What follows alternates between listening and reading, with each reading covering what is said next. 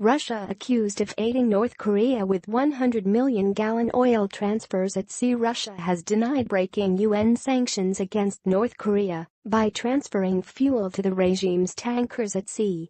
A statement from the foreign ministry said Russia had fully and strictly observed the sanctions regime introduced in a bid to curb Kim Jong-un's missile testing program and nuclear ambitions. Moscow spoke out after two separate, unidentified Western European security sources alleged ship-to-ship transfers took place in October and November and represented a breach of sanctions. The statement did not address whether the ships had transferred the fuel, but it said resolutions by the UN Security Council imposed limits on North Korea's refined oil imports rather than banning them altogether. The security sources said the Russian-flagged tanker Vityaz was one vessel that had transferred fuel to North Korean vessels. Modern oil tankers can carry almost 100 million gallons. Just a handful of such transfers would be enough to keep North Korea unafraid of UK sanctions for years. Yaroslav Guk, deputy director of Vladivostok-based tanker owner Alyssa Limited, denied the vessel had had contact with North Korean vessels. He said, "Absolutely no, this is very dangerous. It would be complete madness."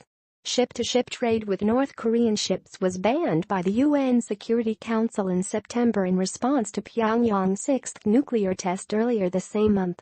The measure was meant to close a loophole used by Pyongyang to avoid trade restrictions imposed by the international community. But recent activity would suggest the ban is being flouted.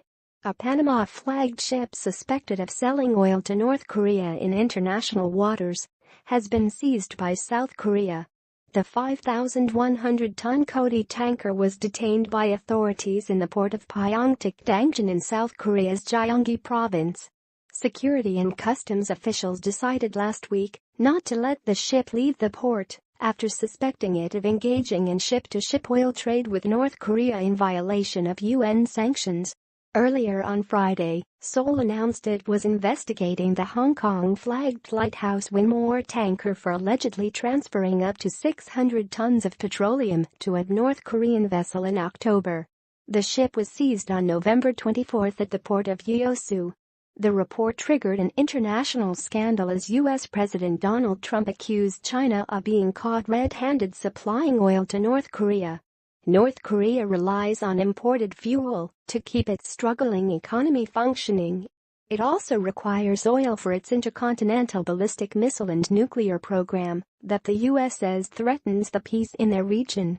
But Kim has vowed to continue enhancing North Korea's nuclear capabilities, with state media declaring the communist state an invincible and responsible nuclear power. The Korean Central News Agency, KCNA, said, "Do not expect any change in its policy. Its entity as an invincible power can neither be undermined nor be stamped out." The U.S. persistently moves against the North Korea in political, economic, military, diplomatic and all other fields till the end of this year, could not stop even a moment the advance of the North Korea confident in the victory of its cause. The UN Security Council has unanimously approved several rounds of sanctions against North Korea over its missile tests and nuclear program, including a tough resolution earlier this month.